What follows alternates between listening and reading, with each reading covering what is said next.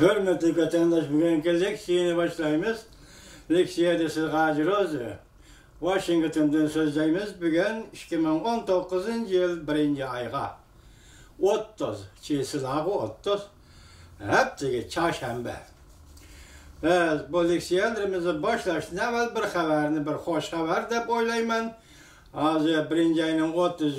günü Xi Jinping yeni filmi, yaki yeni Torbet filmi diyen kanalda, yaki abdurlığı da mındak bir haber, süratli haber, tarihi süratli haber ilan kılındı. Buna da nemi değildi deseniz Xi Jinping 1. ayının 30. günü yeni film. Xi Jinping Şinjan'da tazalaş elip berişki buyruk düşürdü.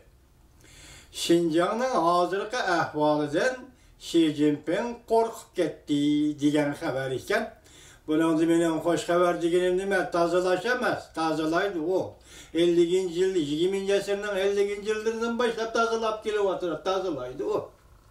Dekin benim hoş vakının bu filmde Washington Üniversitesi'nin profesörü alimi, Uygurlarının dostu, yakın dostu, Uygurlarını tetkik kılıp atkan Robert Shaw Efendi bilen yani bir Amerikalı ilim hadimi bugün nemilik sözlep çıktı. Mao Zedong, Stalin, Şinjan Demokratik İnkılabı yani Uygurların müstakillik inkılabı. Mongolya'nın müstakil kılıp Şinjan yaki müstemlik Uyguristan'da Stalin'den Mao Zedong koşup belgeligi. Yani dikin tarih tutuktulup hem devre tan devre undağıdı lekin bu rayon müstemlik rayon değişki buldu. Müstemlik korkunçluk söz. Ama her kandak Cahangir Zoravan devlet özü küçeyge vakti başkalarını müstemlik kılıştı halaydı degenmez bunlarda. Bu haber ilan kılındı. Bugün çiğsilağa yani 2019 yıl 1. ayının 30. günü. Bugün Washington'da Amerika Koşmuş Ştatları bilen Cumhuriyet Halk Cumhuriyeti hükümeti oturusida 2. katımlık söhbet başlangan gün. Belki bu söhbet belgili gücü yani kılgıç karakterlik devreye kirgen söhbet bulmuş mu? Belgili gücü söhbet dep karılıp gelip atkanmış da bir peytte. Onundaki söhbette tazı yaxşı haber çıkmış mı? Endüstri BBC'nin anlatkan bir haberde Cumhuriyet hükümeti bile, Cumhuriyet devleti bile Amerika Koşmuş Ştatları yeni soğuk münasebetler devreye kirdi dep anlat. Biz bu haberine yani kiler nöbete teyarlayımız. Şuna bugün sizlerle sözleydiğin leksiyimizi başlayımız. Hürmetli vatandaş mevzumunda. Amerika Koşmuş Ştatları Huawei şirketini ayıplap Menvenjonu Kanada'dan ötküzüp elişini resmi oturup koydu. Beijing Cumhur şirketlerinin kanunlu hukukunu qoğdaşqa iradı bildirdi. Mavzulu haber 1. ayının 29.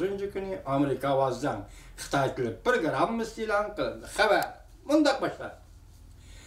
Washington, Kanada Adliye Ministerliği Amerika Koşmuş Ştatları Adliye Ministerliği oturup koygan Huawei şirketinin maliye emaldar Menvenjonu ötküzüp eliş doğrusuzluk resmi iltimasını tapşırıp aldı.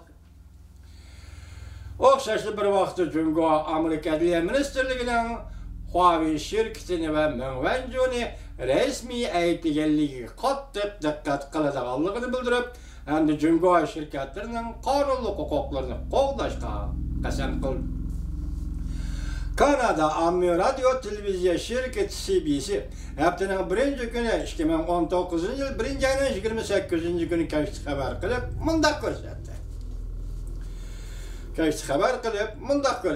Kanada Adliye Ministerliği Amerika taraf oturup koygan ya ötküzüp biriş. Menvenjonu ötküzüp biriş iltimasını allaqaçan tapşırıp aldı. Burada sel vuran Washington'da Amerika Koşmuş Ştatları Adliye Ministerliği Cumhuriyet'in uçur tekniki ve akli iktidarı yanpon yasaş şirketi Huawei şirketinin 23 türlük cinayet bilen ayıplıgan. Bu şirket imbarı kılış buyruğuna xilaflık kılıp İran bilen sözü kılıp bankını aldaş cinayet sadır kıldı değil. hem de özü bilen rekabetleşidigan bir Amerika şirketinin soda mahfiyetlikini oğurlu deyip görsetdi. Oğurlu deyip görsetdi. Amerika Koşmuş Ştatları Adliye Ministerliği 13 türlük cinayet gezip 13 türlük cinayet geberip çetildiğin ayıpleşnamesini bunda görsetdi. Huawei ve onun tarmaq şirketi Skycom Tech ve Huawei'nin Amerika şirketi tarmaq şirketi bolgan şirketi Skycom münasebet meselesi Yer Şarı Bankası ve Amerika dairelerini aldap İran'da mülazimet kesmini yol koyduğu değil. Ayıpnamda aşkarıldı ki ayıplen gücü Huawei ve onun tarmaq şirketi Skycom bankını aldı dep ayıplendi. Bank bilen birleşip aldamcılık kıldı. Birleşip bank bilen bankını aldaydıgan işle kıldı. Elektron uçar aldamcılık bilen şugullan, birleşip aldamcılık bilen şugullan. Halkara ciddi halat, iktisat hukuku kanunuga xilaplık kıldı. Hatta birleşip pul jodi, pul aklı, yani pul yetkidi. Huawei ve Huawei şirketinin Amerika'daki tarmaq şirketi birleşip adliye tertiplerini icra kılış karıştırdı. Huawei şirketinin maliye emeldarı Mengwenju bankını aldı diye de ayıpname çıkardı. Ayıpnamede mındaq görüsüldü. Huawei şirketinin işçi hizmetçileri bulup mu yukarı derecelik emeldarları Mengwenju Skycom şirketi, Huawei şirketinin tarmaq şirketi yerliğini devamlı yoşurup çıkartamadı.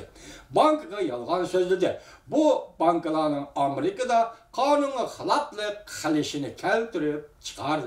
Bunun için bir banka 2010 yılda 2014 yılgacha Amerika'da hesap boğuş arkalık 100 milyon dolarlık Skycom'a münasebetlik mülazimet becirdi.